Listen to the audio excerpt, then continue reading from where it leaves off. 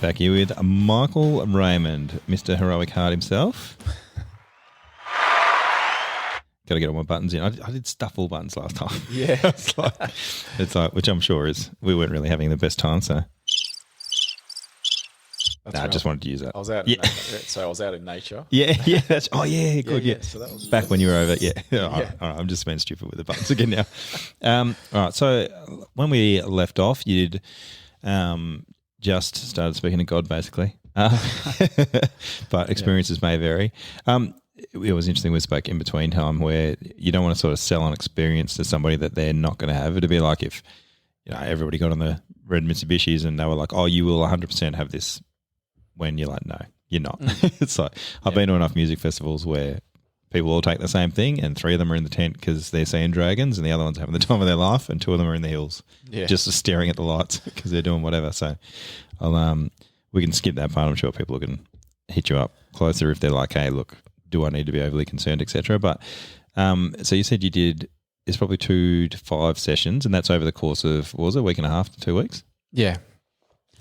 And then, so after you've finished your sessions and you're now packed up, you're in the car and you're on the way back. Are you like, how was the vibe after everyone had done their sessions? How's the vibe and the relationships and stuff between you and all these other strangers that were at the start of the week versus when you've left?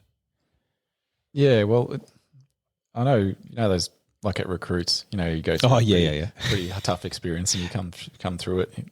Mate, at the end of the first day, they've shaved everyone's head. Yeah. We're already best mates. Yeah. Well, that's it. There's like a collective experience we've been through and pretty challenging at times. And, for a lot of people, it was pretty new. So, we've been through that. And is there much group talk afterwards in between the experiences? Oh, it depends on what retreat you go to. This one, we had a few group sort of just shares. How'd you go the day before? But we left there and like I said, I've got a friend from there that I still talk to, Aussie mate, and it was really really big experience. So it felt life changing, and we walked out of there feeling pretty good. Yeah. So you've gone back and you're so you were happy with yourself? Were you feeling like you're a different person? Had you been like, I'm going to change some things that I'm doing, or were you just sort of happy to be content for a bit? Yeah, so I felt really clear. I felt really grounded, being out in those amazing Andes Mountains and just being around these really grounded people and probably being off my phone as well. But and I felt really grounded, felt really clear. Really positive. And, and then I obviously made my way. I went and took a week or so. I actually sort of went for a little tour through like Galapagos Islands and things like that. Oh, yeah, nice. It was beautiful. Yeah. And, but made my way back home and had you had any thoughts at this stage where you're like, I'm going to do such and such, or were you just happy to be clear and purged, etc.? To be honest, I can't remember. I realised I came back and I felt like there'd been some fundamental shifts in who I am and the way I sort of see life. And I had a lot of gratitude for just I didn't feel this huge attachment to be anything specifically. I just felt really a lot of gratitude just for feeling myself again, coming back. And but I kind of didn't know what to expect, and I didn't. At that point, I didn't really know much about integration and all those sorts of things. I came back and I didn't even realise that other people aren't going to understand this experience, and they're probably going to look at you a bit weird I went through it and it sort of demystified it for me, and I just went, wow, this is such a profound experience, such a life-changing experience. And I shared it with a few friends. I was still very much like in Canberra and the pretty conservative space, and a lot of my friends are, like officers and it is funny all sorts of things. Oh, especially, you go from like if you're policing, for example, and then going to, like this is illegal, you can't do this, you can't do that, rah, because of just how the laws are. But then it's, you've got to go to another country to do it. and it helps you get over the stuff. When you've literally been enforcing people aren't allowed to do it. Not that I did 11 years in the police, and not once did I ever do anyone for ayahuasca. Like it's not a thing that was plaguing the streets. But it is funny where people have said, I've done acid, or I've done I've done ecstasy, or I've done I smoke marijuana, or I do this and I do that. Someone tells you they've done ayahuasca, it's a different thing, because you're like, well, you've gone to South America and you've done some sort of purge ritual and whatever. Like it's funny. It just sort of hits different when you're like, well, what was that about, and who were you beforehand versus who you are afterwards? Like no one says, I did pills one time and I was like, oh, wow, that must have been really life-changing, which it might be if somebody's done it the first time. But it's just funny just saying that, I've done ayahuasca just implies so much. Yeah, well, traditionally, people aren't taking that recreational. There's this... there's not a shaman down at the down at Stereo. And because of the nature of being such a I don't know, a really sacred sort of plant, and also quite powerful. They call it, many people call it grandmother, and being that really wise sort of elder of plant medicines and things like that. And it's not a recreational thing. No, it's not. I think that's what's interesting about it as well. Grab some mates together and do it. And if you did, then I'm sure it's not going to end well. It's to be respected and done in the right way. And when it is like profound, hugely life changing potentially. And so. What was I talking about? So you did go up, I guess. You got back to Australia. You're talking about integration. Oh, yeah. Yeah, so I came back and I kind of was openly speaking Canberra. About my experience. Yeah. And then it has changed me a lot. And I think that made I felt like there's probably a few people going, oh, good on you, mate, to my face, but then walking away going, this guy's lost it. Yeah. Like, what a space cadet he is. Yeah. This guy's he ran off the Amazon. He's doing what? So I got some funny looks from people, and I felt I wasn't expecting to feel isolated when I came home in some ways. I felt like I'd changed, but then I was in the same sort of environment. And I ended up obviously taking on that motorbike riding job, and I just I got on the road, and I actually just thought, I need to change. Something needs to change as well. But it wasn't a smooth sort of, life wasn't just happily ever after when I got back. I felt really, really good in a lot of ways, but then then the transitional side of the getting out of defence was like, okay, I've got to change where I am, and I felt like I've got to find a place to live now. I've decided Canberra wasn't where I needed to be. So then the struggles with transitioning out were really starting to hit me at that point, and also feeling a bit isolated because I felt like no one really understood what I'd just been through, and I felt like I had no one to really talk to. I didn't have an integration coach or anything like that was helping me understand what I'd just been through, which is quite huge, and or what to do to support the experience. So I kind of didn't understand how huge that portion of it was, and I actually went through some challenges, and then I ended up finding myself sort of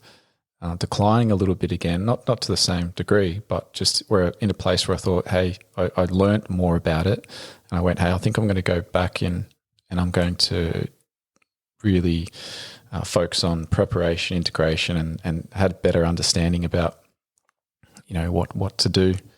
So when you say integration, like as in reintegration back into when you come back again, like, so what did you tee up separately this time?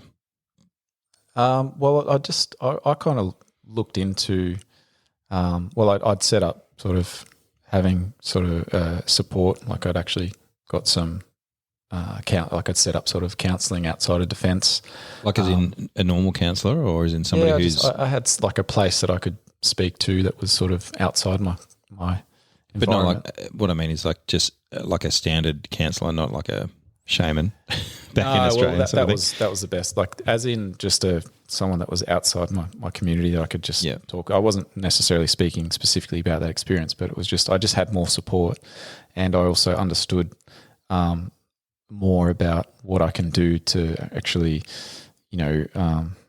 really help support that state. So like I've kind of reset my brain and had healing. And then I come back and I can, I was a bit better with my exercise, a bit better with my practice of, doing a bit of breath work or, eating better and exercising and things like that. And then it really helped me when I came back to really support that state, that sort of reset and what I'd just been through overseas, the retreat. So, yeah. So how long after the first one did you do your second lot? It was about 8 months. Oh, okay. Yeah. Went back and this time went over to Peru. And why didn't you go to the same one again? Well, I forgot the reasons. I think that centre might have, I don't know if it closed down or changed or something like that, but also just had a friend going over to this one and they said they told me about it and it was in a different place in Peru and it looked really nice and sort of did the research and heard from people going through it that it was quite good. So, yeah, went through. Cool. And how long was this one for? 2 weeks again? Yeah. It was, less. It was probably like a week and a half. Yeah, this one's a lot shorter. Yeah. Is it the same, two to 5 times, or was this more of a like? Do they have like a beginner's one, and then they have like a you've done this before? Let's just get into it sort of scenario? No, it just depends. Yeah, you do research but the centres that we're going to, or we take people to, about 2 to 5 times. Yeah.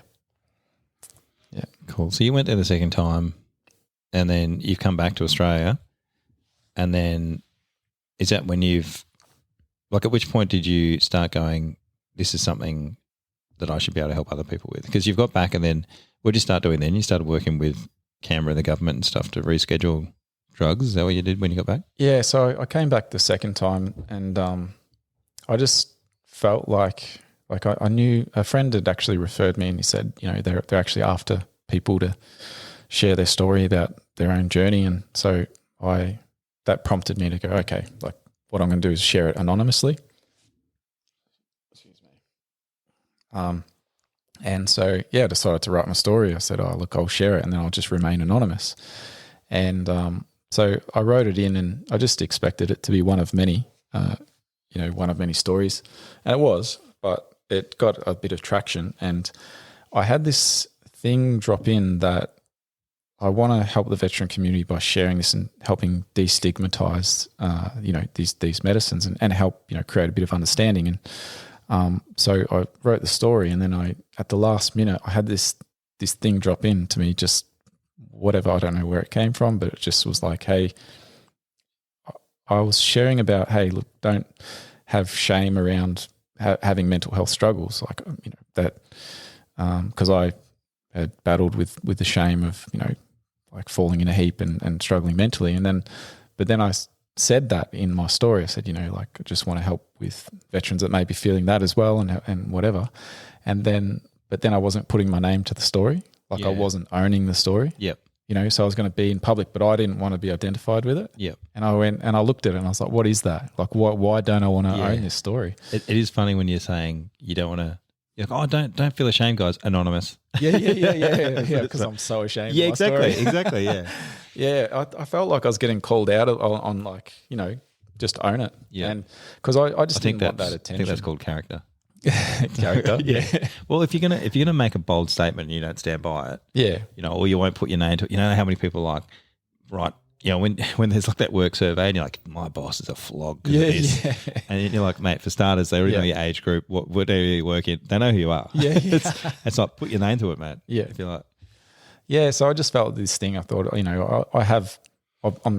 want to help veteran community out, or by sharing story or helping with the movement of trying to get these. At the time, there was an emerging potential. I just wondered why we don't have anything available here.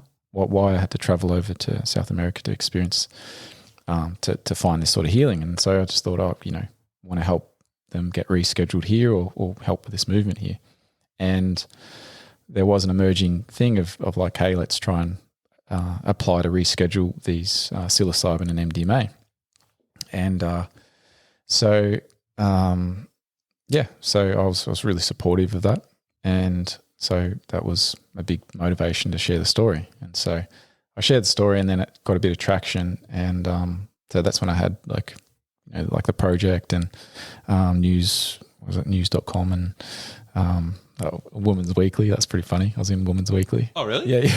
I think Nice. Women's Weekly. That was a funny one. But started doing some media because they were really interested in this emerging space. And I was speaking with, DVA and all of that. Because you got a bunch of stuff on here. You got Studio 10 breakfast show interview featured on the project. It's awkward in my crowd, I think. No one likes the project. But I mean, I'm sure they were okay at one point. Interview with ABC Radio, Brink News. Got a bunch of stories on it. What's your Phillip Island Ride Day? Is that the day you crashed? No, I think that's just a video of me doing laps at Phillip sending Island. it. Okay, cool. I'll have to have a look at that later. Yeah. Yeah, you've got Air Force Veteran Celebrates psilocybin announcement. Is that you on? That's ABC Ballarat. I was hoping I was going to find your Women's Weekly thing on here. Oh, yeah. I don't know if you'll find that. Yeah. Maybe. But I think it was on Instagram somewhere. I did a post or whatever. Yeah. But I think I've taken a lot of them down anyway. I did the rounds with media, and then after it got approved, I'm your 1,000th follower. What's that? I'm your 1,000th follower. Really? Yeah. Hang on. So I've made it. Yeah. You're official. Yeah. Oh. You should have a blue tick now. I came in here thinking I hadn't made it. And you hadn't. You hadn't until I'd clicked on it. Yeah. Yeah. Now you're on there. That's gold. All right. Well, Jared Goundry follows you. Of course he does. I'll walk a bit differently now. When I walk out of here. Yeah, it'll be like this is your third psilocybin test or whatever. And I'll expect different service when I'm at the cafe. Definitely. Just like, hey guys, I don't mean to brag, but Well, once you've got a blue tick, that's different. You're like automatic qualification to the Qantas Lounge and stuff there. Yeah, it's a big deal. So when you you'd put your story out there, you debated being anonymous, and then you wrote your name to it, and instead you're now on the project Women's Weekly. Yeah, you're a sex symbol. So how did that go with the media and that sort of stuff? Because you've gone from obviously going, hey, don't be ashamed of yourself, to okay, well, we're going to put that on you and put you on national TV. So I was getting tested, because I wanted to. I always checked in with myself, like, why am I doing this? What's my motivation behind it? And that why that I wrote that story. What was the why? It's like, this is what I'm doing. I want to help destigmatize it. I want to help with this movement. And I just kept sticking to that why, and then just challenging the fears that would come in, all the questioning, and it's the Imposter podcast, but felt like a massive imposter. Like, who am I to be talking about it? I'm not. Yeah, I'm not. I didn't. Well, I didn't. For starters, you're a Raffy, so that's always exactly. It's always awkward. Always going to feel like an imposter, and an officer, especially around army guys. An officer, Air Force person. Yeah. Oh, so there was so many reasons to feel like an imposter, and then I end up, sort of speaking in the media and in Monash University and things like that, and just stuck into that why. Like, why am I doing this? And if anyone has issue with it, I said I'm more than happy to have a conversation with them. Call me up or ask me what's my motivations. I didn't want to be a celebrity, or didn't want the likes or the following. Like, I've got a massive amount of 1,000 followers now, huge so now, maybe huge. There are pros to being being on the media. Yeah, but so I just stuck to that. And then when the rescheduling happened, I sort of went, great. Now I can. I kind of stepped back and I handed over any interviews. I said, I'm not really doing interviews anymore, and just stepped away from it a little bit. My work here is done. Yeah, I was just like, wiped my hands. I was like, cool, this is great. So when you say rescheduling, you go from classing a drug of one description and then it goes into its – so like MDMA, you can't just do MDMA whenever you want now. So it's like it's not completely rescheduled. Like, is it a thing that you can now prescribe? Is that the only difference? Yeah, so they were Schedule 9, so they were deemed to have no therapeutic value. Yeah, like nothing. So, and then when there's all these emerging studies saying, hey, for PTSD, we're getting remission rates of 60 to 80%, and with psilocybin for depression, and all this emerging data was happening, and they're saying, the TGA was saying, no therapeutic value, even in these restricted settings with a psychiatrist at a like very, very strict settings. You're saying there's, even with all this data coming out from these trials, you're saying there's nothing. And that's what I didn't like. What I wanted to fight for is the down scheduling, where it's Schedule 8, where it's like, okay, under lock and key, these medicines, have therapeutic value for people with PTSD and for depression. So it's enabled them to be prescribed in a certain model combined with psychotherapy. And, under lock and key, and only prescribed at a certain amount with certain sessions, so very strict guidelines. And that's what I really wanted to see, so that there is a pathway here locally, but it's a very slow process. So they've rescheduled, but then you've got these, you have to get therapists trained, you have to get a whole, the whole medical space to catch up to that and to get on board with how do we train our therapists, what model do we use, and all. So it's a very slow going, and then the price is hugely expensive when it has to be this medical grade thing. So we're looking at could be 35,000 to go through, because then you've got to combine it with some of these sessions, especially with psilocybin, could be 5 hours. So you've got a psychiatrist sitting there. Yeah. So what I've seen, it's like, okay, well, job's not done. Yeah. I'm still getting veterans come and say, hey, I love what you've done with the psychedelic work. I'm on board, but I can't access them still. It's too expensive, or it's too restricted. I can't get on trials or whatever. And I don't live in certain place. So whatever it is, they still are sort of struggling with access. So I thought, I've really helped, and I'm supportive of it. But I thought, hey, what helped me? I went over there, and I went to really good retreat centers, and I sat with these medicines, and I thought, I looked at Heroic Hearts and what they're doing, and I thought, hey, that's what helped me, and why don't I just, with my friend Holly, let's just make a program where they can access it for cheaper, and they can, if they can't access it here or whatever, can head over there. So that's when I sort of got motivated to step into that. So Heroic Hearts was around before you, and then did you reach out to them? They talk to you? Like, how did that work? Yeah, so I was Jesse Gould founded it over in the States, and then soon after, or a few years later, Keith Abrams started in the UK, and then followed suit in Canada. But about 6 years ago, Jesse had the same issue over there and said, hey, look, there's nothing here. I'm going to help vets access this. And he it was very select criteria. It was mainly for special forces or special ops guys. And he started the program, taking them over, and then wrap around program of veteran coaches that helped with the preparation and integration, and also a veteran is there at the centre. So find centres that are can handle and are equipped to handle the sort of array of quite high trauma that a lot of vets carry, and the outcomes he was getting are just amazing. Really high remission rates and changing lives, and he'd put over 1,000 veterans through that program, having really good outcomes, and quite a mature sort of program with a lot of vets helping as coaches. And I saw what he was doing and what Keith was doing, and I thought, hey, look, I could either reinvent the wheel here, or I can inquire and talk to them about it and say, hey, would you mind if we opened up here in Australia? And it's been great because we've been able to sort of collaborate and work together. And we can have combined research retreats where we send vets from each country there and get data that's out of that can help. We can present to our respective countries and stuff like that for rescheduling and stuff. Yeah. So,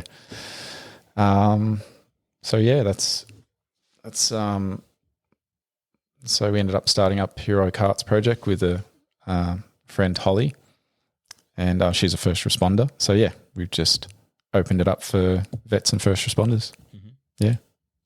Cool. Is she still in? No. Oh, okay. No, she's not. Are we allowed to talk about what sort of first responder? Because I find it's always cops that say they're first responders. Other ones, like fireys, I'm a firey. She wasn't a cop. She was in the intelligence community. Oh shit! Probably not to talk about her. I think she opened. She's already bugging my phone. My phone will Yeah. glitch now. She's like, you ain't talking about me. She's actually been running this podcast from Brisbane. Yeah. All those sound effects, that was her. Yeah. And she made my cat throw up. Yeah. Yeah, that's it. I'm just wondering, so have you done any of the other things as well? Like you've got the ketamine trials, you've got MDMA trials, you've got psilocybin, or have you just did the ayahuasca and that's me? No. So I've, when I was overseas, I explored with a few different medicines, and because I was intrigued to see which, like, how it could help me, and MDMA was one of the medicines I explored with over there, like at Coachella or something, or no, in a ceremonial setting, because that really did help me in a different way. So I could see the value in it, and it was part of my journey. So if anybody was interested in this, like, do they go and speak to you guys online, and then you do like a survey or something where you're like, what's your jam? Do you love partying with your shirt off, or do you want abs? Like what sort of questions you asking people to find out what experience might help them? Well, I think a lot of vets are at the end of the line. They've gone through, tried antidepressants. Some of them have just hey, I've tried everything. I've looked into what you guys are doing. I've done some research. A lot of people really well researched with this stuff. There's a lot of information out there. So a lot of people are coming with they've already got their idea of what they want to do. Yeah, so a lot of people have gone, look, I've run out of options. I've started to look in other things, or they might have just seen, something that we've done and gone, oh, I'm intrigued. So there's varying levels of understanding. Excuse me. Is it like I had a look at some of your videos before, and there was people on there saying you don't need to do this as like a last case. It's like this is it. If this doesn't work, I can't be fixed. Yeah. And they were like, well, there's no reason you can't try it earlier rather than later. But I've never done anything, and if I came to you and said, look, mate, I'm thinking about doing whatever. Yeah. And you'd be like, well, what research have you done? I'll be like, look, I've seen some stuff.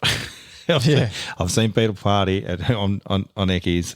I've seen some stuff about, being overseas and stuff. Like, how would you go about, or if someone came to you with that little knowledge, would you just go, no, not interested? Oh, well, okay. So there's certain things that we need to, we need to sort of see where you're at mental health wise. There's certain things that unfortunately we can't accept people through the program with, certain backgrounds and psychosis and certain risks that, so we've got to be vetted.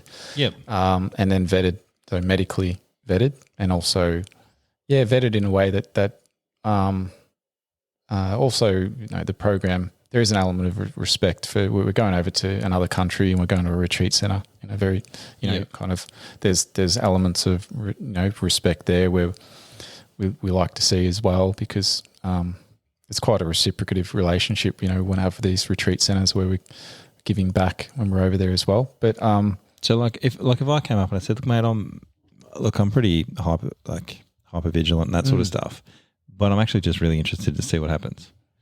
Is that that you going, look, there's probably other places you can go to try that, or would that, because do you deal mainly with the therapy where people are trying to get help, or? Yeah, well, it's a case by case really, because sometimes that, that hypervigilance, there's a lot that can be going on behind the scenes, and things that, hey, look, I'm doing well in life, but there's still something not quite right. I still feel like there's something that is a symptom of, say my PTSD or something from the military that I feel like this could really help me. And it's, there's no I can't say there's a specific cutoff for certain things, but we prioritize the people that really need this, and that, it's priority and case by case sort of basis. Sometimes if you don't fit certain criteria, we can probably offer, well-respected retreats where, we can recommend that and say, hey, look, they're really good operators, and you can access them sort of outside our program as well. Yeah. So there's other ways, and then you can still be a part of the community. So it's like, hey, when you come back, we could potentially provide some, send some integration coaches your way to help you with that, be part of a community, and the part where you feel like when I came back, I felt isolated, you can come back and go, actually, there's other people here that have an idea of the experience. Like, it's been life-changing, but I also want to feel like I'm part of a community that understands that, what you've been through. So is there any times where, because a lot of my thing with doing drugs, like I've seen a lot of people do drugs and it doesn't go well. Yeah. And I'm like, why would I risk that? Yeah. Have you had any people where they go there and you're like, that did more harm than good? I just wonder if I go there and I do something and I unlock something and now I'm like I'm just a completely different beast or whatever. It's like at the moment I know who I am. If I don't drink, nothing bad happens. Like it's okay. I just wonder if you go in and you do something, is there a chance of it getting worse before it gets better, or is that part of the process? Or well, sometimes I feel like it can uncover things and maybe be confronting of like, oh, that's been there all along. I just have sort of avoided it. Yeah. And that could unlock a process where it's like, hey, I actually am going to go through a bit of a challenging time to really unpack this. Like if I can compartmentalize like a boss, why would I want to do this? Well, I mean, it's to feel about, if it comes back to that connection, disconnection thing, and there's pros and cons, when you like to sort of maybe be a bit more connected with yourself, there might be some little tough periods in there, Yeah. But what it can provide on the other side of that with a bit of work and is it, I feel, for me, I've had sessions after and it's just the connection that I have with family, with friends, and the way it's changed. I wouldn't give that back for anything, So it's not like, So and it's all individual, if you're happy with where you're at, and that's fine. Like it's I guess not for everyone as well. What I'm also wondering is, it's like you were talking earlier about, you've got to be sort of in a place where it's going to work for you. Like if I go in and I'm nervous that something's going to happen or whatever, I just feel like, have I been set up for failure then? Like if you go into it going, oh, fuck, what's going to happen? Am I in for a worse time than someone who goes, this is going to be the best thing that's ever happened to me? Yeah, well, like as I said before, I don't know if we were recording then, but if you're not nervous, I think there's something wrong. Yeah. But that's when I think the best thing is to know you're in good hands. Yeah, and it's a responsible and safe retreat, because I mean I can't deny that there are people out there being a bit irresponsible with these things, and yes, like 100%, you go, and if these things are abused and not respected, for sure, can cause harm, can really push you back, and that's what we are worried about, and that's a bit of responsibility I feel like that we're trying to help with, and say, hey, look, we can. There's going to be hundreds of veterans that have been through, thousands that have been through this program before, and that can instill a bit of confidence of going, hey, I'm not just being the first one to take this leap into the unknown. It's like I can look ahead and go, hey, look at all these vets that have come through. And like it's not like COVID. Yeah, with the jabs. Where's the music? Yeah, where's the mute button? So it's. I think you can't get away from there's an element of like, and there's a bit of a leap of faith in there, like a bit of trust that has to happen with the process, with the program, and all that sort of stuff. And and it is like a self-initiate. I feel like this is a self-initiated sort of mission. This program. I feel like if you're taking the leap of faith, you're probably already on the right path. Like no one's coercing you into it. No one's telling you you have to do it. Like even and if people are spoken to you about it and they're still not sure about it when they go over, they probably shouldn't be going. But if they're like, look, I'm nervous, but I'm keen that this might change me. Yeah, that's probably a better mind space. But I mean, you were saying beforehand, you guys have like a program and stuff before. They've got to, you've got to start. You've got to be clean. Like you can't be on any other drugs. You've got to eat better. Like what other sorts of stuff do you need to do for prep? Yeah, so there's a specific diet, like leading up to it, getting off antidepressants, and there's this really helping. To sort of prep your mind and prepare yourself for the journey, going over there and sort of taking this on, and these are all evidence based and what's been developed with the Americans over years, and with a lot of health professionals that have experienced retreat centers that have developed sort of a preparation that sort of really supports the process. So so it's gives yourself the best chance. And I think it's normal to have those doubts and all of that. And that's where I think having a good coach and having a good team that's there, or meeting someone over there that's going to be like, you get off the plane and you met there and it's like, hey man, we've got you, we'll take you through this, and we'll demystifies it a little bit, and then you can feel a bit solid, like someone's there, they've got your back, all that sort of stuff. But yeah, it's not for everyone. This is like, it has to, for me, it's a lot of self-initiation with this one. It's not like, you're going to go up and they hand you something and then that thing does it all for you. Yeah. It's like it's got to be met, I feel like, in doing work that supports it. You can't come back and happily ever after. It's like, oh, you can't just take steroids and get massive. You still got to lift weights. Well, there you go. It's the same. What is it? Nothing works unless you do. Yeah. I wonder how much does a resort cost now? Like, you're going for 2 weeks, and how do we pay? Like, is it an upfront thing? Do you guys have like a payment thing, or like how does that work? Yeah, it really depends on which type of retreat. Some of them like 4,000 US can be 4 to 6,000 US generally. Yeah, between that bracket. And when you say it depends on the retreat, is that like, because you're like, look, this one's pretty loose and fast, you're welcome. We ain't going to be there, but no, we've got, so we work with the Americans. We've got so it depends. We've got like, we can have people go to psilocybin retreat in America. And or as in actually in the States. Yeah, so that can be in the States. You don't not going to South America for that one. There's sort of then there's research retreats where we have like they're an international retreat where we have psychiatrists and psychologists actually. They're taking samples and measures of PTSD prior, and then go do the retreat, and then afterwards take samples again. So we're actually contributing, and that's linking with Melbourne University and IS Science with Simon Ruffle. So with some retreats are a different protocol. So that's like, is that subsidised at all, or? We fundraise for each retreat. So we try to subsidise where we can and take the hit of the cost off. We pay for the receipt.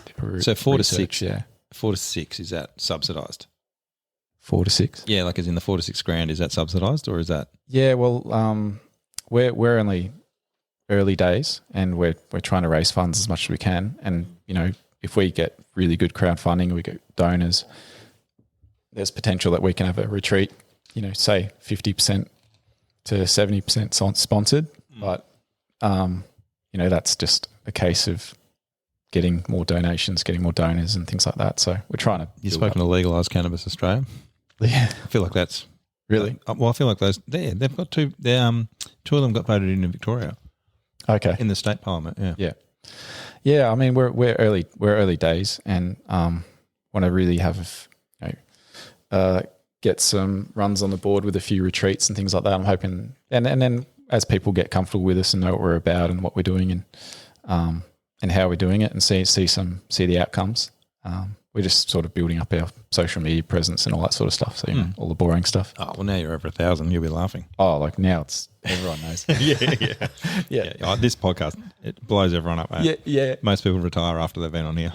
Well, I hit 1,000 just while I'm on the podcast. I had about 2 followers before I started. Yeah. Well, I have 6 different accounts, so that helped a bit. Yeah. So you've got psilocybin in America. Is there psilocybin in Australia? So that's starting up. I think they're standing up a few avenues of access, but I'm not really aware of any that's at the moment. Yeah. I mean, there's obviously run through the bush and find mushrooms. give it a run. Yeah, I mean, you can do that. It may not be the healing, transformative experience. It might be a bit of fun or whichever. Could be both ways. But yeah, then like I'm working with Monash University's psychedelics lab. Yep. And they've actually got a trial for Victorians, and They're trying to get some participants for that. So, they're trying to get people now, are they? yeah, they're in the stage of for people signing up. So that's MDMA, and that's for people, veterans and first responders with PTSD. So, there's initiatives like that going on. So would they contact you guys about that, or would they be better off just going to Monash or? Feel free to contact us if you like. Otherwise, if you look through up, through your Instagram or through your website, like what's the best way to get in contact with you? Whichever one of those. Through the email on the website is good as well. Yeah. What's the website? Heroic Hearts Project Australia.org. Yeah. Long Cool. one. Yeah. Just usual spelling. Yeah. you know it's spelling. Yeah. But yeah, so Monash, or you can probably look up Monash. You could actually look up the MDMA trial Monash, and that might be another avenue of access. So yeah, so there's a lot emerging at the moment, but still it's quite expensive, and there's only restricted access. So that's why we're also really trying to, if people can't access that, then we've got avenues of overseas. Obviously, our program and retreat program. So yeah. How much time do people need to take off to do this? Like, if it's going to be 2 weeks, do you then need a down period when you come back? Like, if I'm going to South America and I do this and I've done ayahuasca or whatever it is, and then I come back and I'm like, I'm coming back to drive a fire truck on Monday. Yeah. Am I going to be like, you probably should be operating a motor vehicle for another week? Like, it's a long flight. No, it's not like it's a long flight. Yeah, it's a long flight. Yeah. You're definitely not under the influence or anything. Like, it doesn't hang around that long. And right. Yeah, no, nothing like that. It's not going to impact your driving, or you're not going to have remnants of anything like. Yeah, there's no flashbacks or whatever else. No, nothing like that. But what we suggest is nice gentle transition into life again. So giving yourself time to land when you get back, and a few days probably just to land and get yourself back into. So if it's 2 weeks, you fly there, you go there on the Friday, you get in, you do your 2 weeks, you come back, you get back in on the Sunday, take another week. Yeah, it varies. Like, you've got this window of neuroplasticity after you do these retreats, and so it's a really good opportunity to bring in, fill your cup with really good stuff, and sometimes work isn't necessarily good stuff. So especially if that's why you went there in the first place. Exactly. If work's probably one of the big reasons why your mental health is spiraling, then you probably wouldn't suggest rolling back into that environment if it's going to be really high stress, and because you're probably going to be a bit more sensitive when you get back, and so it might be good just to fill your cup with some good stuff getting out. We always, we've got an integration coach, Bobby, is great with helping, giving activities and things that can help you really ground in and just support that state and fill your cup with really good things. Diet but getting out in nature. When you say neuroplasticity, is that like, so you're actually in a really good starting point to take on new habits and stuff? Yeah. Because I know other times when you're trying to change things, it's like 6 weeks to start to change a habit. Yeah. So if you guys come back and you're like, hey, all the things that you wanted to do, it almost sounds like you'd be better off writing a list of what you want to be when you come back, and then read it when you get back. All right, I get up at 6 now. Yeah. I go for a run. I do this. I do that. I don't drink anymore, or whatever.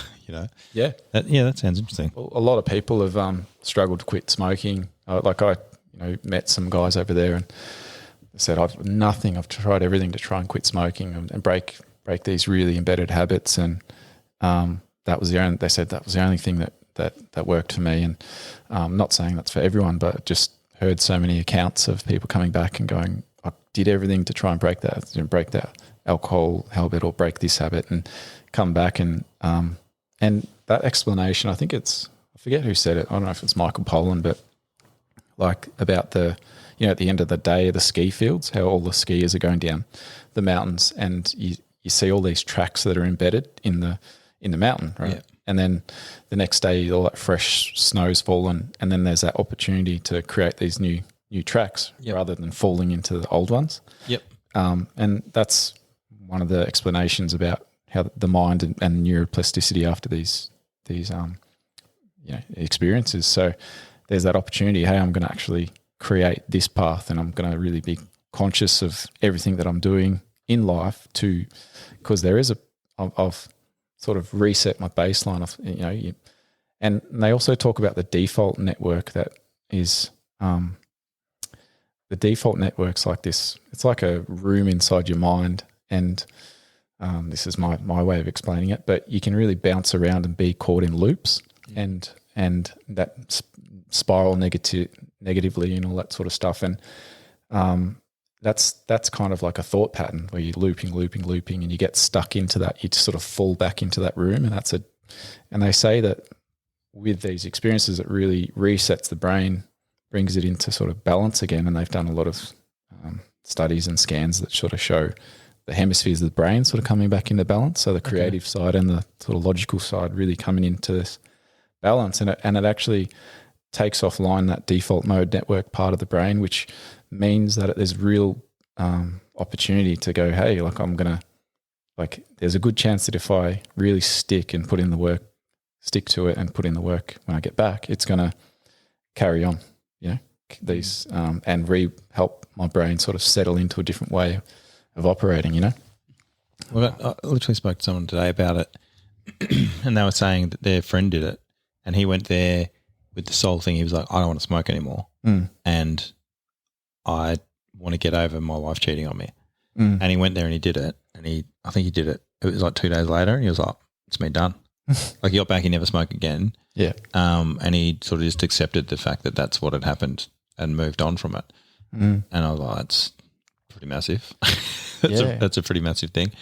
And another person I spoke to said they went there and they just would not stop vomiting, but it was literally every time that they felt they'd hurt somebody over their life, it was just brought up, and I was like, that sounds shit. Yeah. I was like, but it was like, she was saying that it was letting go of every wrongdoing that she'd done because she was still holding on to it. And I thought that was pretty interesting, where the amount of times where you think about something, you're like, oh fuck, I remember when that happened. And there's that meme with Kermit looking at a rainy window going, I wonder if that person that I gave the finger to when I was 8 years old still gets upset about that. It's like as he's drinking a tea. Yeah. And you're like, it's interesting. There's a lot of stuff that people do over the time that other people don't even care about anymore. But you still hold on to that. Like if that affects you, then that's, Yeah. But it just did not sound good. Just a rapid influx of every wrongdoing that you've ever done. Yeah. And look, to be fair, a lot of people would say, well, you deserve that. You should probably go through that. But I think it's about letting go of the fact that you're human, you've done the wrong thing. Sure. Whatever. What are you going to do going forwards? Yeah. And if that helps you purge all the stuff you've done in the past, which gives you a platform now where you don't need to self-sabotage yourself because you don't think you're worthy or deserving of whatever else it is, then that's pretty interesting. What's the reasoning behind, do you reckon? Like, so you've got like ketamine, MDMA, psilocybin and ayahuasca, like they're all vastly different options. Is there any general sort of thing on like why would somebody do MDMA or psilocybin versus ketamine or ayahuasca sort of thing? Yeah, look, it's an individual. I don't want to, preach one or the other, and but MDMA they're using here for PTSD, and one of the big reasons is that a lot of vets are hyper vigilant. Yep, and that's to do with amygdala, and I think it's overactive, and set up to be like you've been in unsafe environments, and what that consistently does is wire your brain to be a certain way, and that hypervigilance when you leave is may no longer be serving you. Like when someone drops a jar in Safeway, you don't need to drop to your knees and start leopard crawling anymore, or whatever it is. I always need to know where every exit is and who the biggest threats in the room are, and if I see red shoes I start twitching. Yeah. So they're a crook, I know. So there's this hype, and that's the thing, like a lot of these things are operating in the background and they're actually still evoking, and you may not be conscious of it, but they're still evoking and triggering your nervous system. And sometimes that is just causing like it could be just like fatiguing you because you're actually taking in way too much data. You're like a computer and you're just feeding way too much data into it. You're overwhelming it and it's constantly overwhelmed. And it's like, why am I so exhausted all the time? It's like, well, when people walk in the room, they're not usually looking at every sharp object in the room and how it could kill them or whatever, you know, or exits and things. And it's like, and like these altered states, so each one of these medicines can provide different things. So say MDMA can potentially help people with the hypervigilance side, and actually it's quite a heart opening medicine where it's actually like a lot of compassion can come in and forgiveness and things like that, and can get in a space where then therapy can really work with that. Or even if it's not therapy, it's just acceptance and seeing things from a different frame, because I've never felt safe enough to actually go and process things. And I can go in and process things without being re-triggered and hypervigilant because my amygdala is shut down. So I can actually really go there and really look at it and feel and process something that maybe I couldn't because it would get triggered, and then your brain would shut down naturally because you're in protection mode and sympathetic nervous system or whatever. So that provides amazing opportunity for some healing there, and with the PTSD side of the house. And then so with the psilocybin and ayahuasca, some of that what was I talking about? Some of that might be the altered state. So we're talking about the default mode network, and you're in this little room in your brain, and you can only see things through, it's like what I said, the sunglasses, the dirty sunglasses, and everything I look at is sort of tinted with that overlay. And the psilocybin and ayahuasca seem to provide this altered state. So when you're only using, say, a small percentage of your brain, then all of a sudden like a lot of your brain comes online, and and your creative side of your brain might have been shut down a bit, or like parts of your mind that have been inactive for a long time. All of a sudden you just, you're able to see things from this view, and whatever the science is and whatever it is that facilitates you getting this different perspective on your life or your problems, it's actually sometimes like you get this helicopter view. It's like I'm actually not in the driver's seat, like just looking at the windscreen. I'm actually like a hawk, and I'm looking down and I'm looking at the landscape without all of the attachments to, like I'm actually looking at it as an overall view of like not just from my how does it affect me view, how does it affect people around me, or, all these altered states can provide these exact perspectives that you need to really like, I don't know, change your perception on certain things that can help you like put them to bed, and they can also help like bring in things from your unconscious where you can actually go, oh, I didn't realize I was carrying that, and let it go. And so this altered state work is just so powerful, for healing. Yeah, I feel anyway. And what about ketamine? Ketamine, I don't know as much about it. I've that's found, cool. If you don't know, that's all right. Yeah, but what in my experience from people that exploring it, they've seen like some people go on a number of times, like hundreds of times, and they're going back in it, but it's providing them with a stopgap, and it's providing them with reprieve and things like that. And then some people are having like, oh, I've taken it a few times and I've gone into remission and I'm all cool. But then I've heard a lot of people, it's not quite getting to that real core of the problem, that real root of the problem that needs, some of these other medicines like help with. Yeah. So yeah, that's kind of all I know really about it. I just, what a lot of has been fed back to me. So people that are thinking about it, it's like go and do your own research. And then if you think this might be for you, reach out to you guys, or are you guys happy to give them research and stuff to read as well? Like how? I think, to do some research and always feel free to reach out, and then we can, sort of help you, point you in the right direction. And because we're not really in the business of kind of like pushing you either way, we can speak to certain like, hey, this is the evidence of our program and this is what the outcomes we're having. And we could probably point you in a direction, say, hey, if you want to look into that, maybe go this way, and then, make the decision or speak with your health professional and then come to a conclusion of really feeling to what's right for you. And then, really will help where we can, if we can. Yeah. So if you're suitable and you really feel like, no, this is the right path for me, then yeah, cool. We're gonna. So ideally, you guys would rather people have done their own research and they're like, yep, this is something I want to try, and they already know all the answers, and then you guys can just facilitate it. Oh, not necessarily. Like I think a lot of people like might just run out of options and just call up and go, hey, look, I just need to like talk to someone about it and where I'm at, and then then we can go from there. So not necessarily. Could be, I don't know much about it. I'd like to learn a little bit about it, and then you can sometimes do an induction call with me, and I can just chat with them about it, see where they're at, see their understanding. Yeah. You don't necessarily need to understand all the ins and outs of it. Just need to be suitable or a candidate for the program. So yeah, so it's case by case pretty much.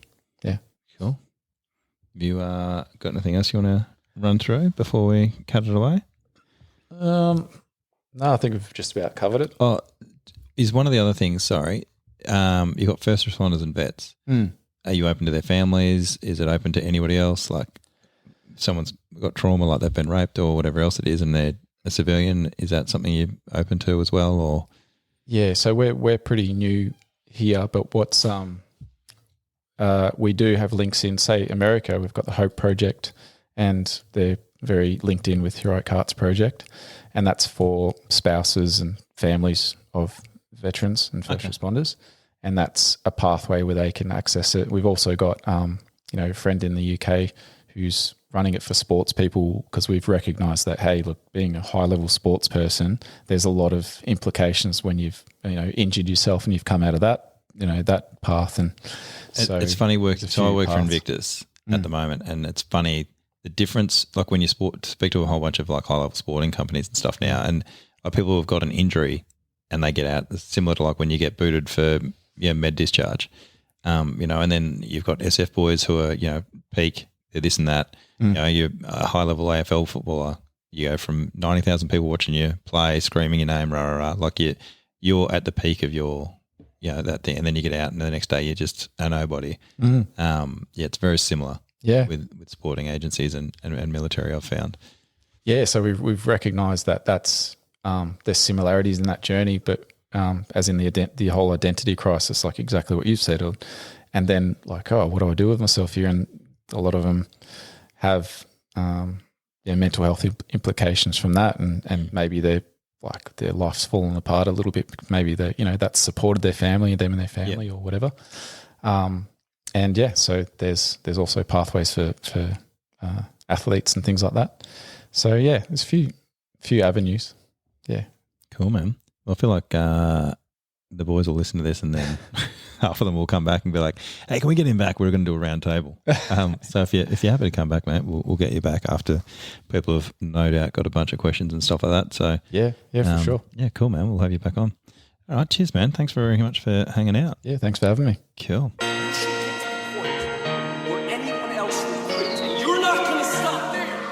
Just do it.